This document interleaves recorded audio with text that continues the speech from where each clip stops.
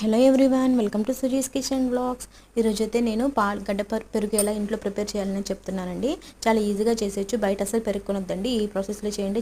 పెరుగు చాలా గడ్డగా వస్తుంది, చాలా బాగుంటుంది, పిల్లలు కూడా ఇష్టంగా తింటారు. నేనైతే ఒక గిన్నె తీసుకుని దాన్ని అయితే కడిగేసి కొంచెం అడుగున కొన్ని వాటర్ ఉండేట్టు చూసుకొని పాలైతే 1 లీటర్ పాలు అయితే తీసుకున్నానండి. 1 లీటర్ పాలు నేను అయితే తోడు పెట్టాలనుకుంటున్నాను, మీకు చూపిద్దామని చెప్పేసి.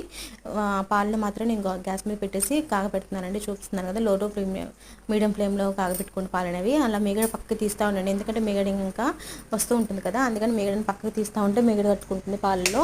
అలా తీసిన తర్వాత నేనైతే చల్లారి పెట్టానండి. మన ఈ వేలు ఎంతకు వేడైతే తాకడదో అంతవరకు వేడి చూసుకొని దాన్ని నేనైతే తోడేసాను. తోడు చూపిస్తున్నాను కదా, ఎంత వేసానో కొంచెం వేసుకోనండి, ఎక్కువ వేయద్దు. ఎక్కువ వేస్తే మళ్ళీ పులుపు వచ్చేస్తుంది అనమాట. నేను ఒక 4 అవర్స్ చాలండి పాలు అనేవి పెరుగు తోడుకోవడానికి 4 అవర్స్ టైం అయితే పడుతుంది.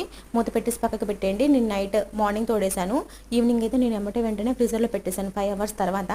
నెక్స్ట్ డే మీకు చూపిస్తున్నాను అనమాట. చూడండి ఎలా గడ్డ కట్టిందో పెరుగు అనేది. ఎంత తీసినా కూడా గడ్డే ఉంది కదా, వాటర్ అనేవి రావండి. మనం పాలు కాగబెట్టే దాంట్లో ఉంటుందన్నమాట ప్రాసెస్ అంతా కూడా.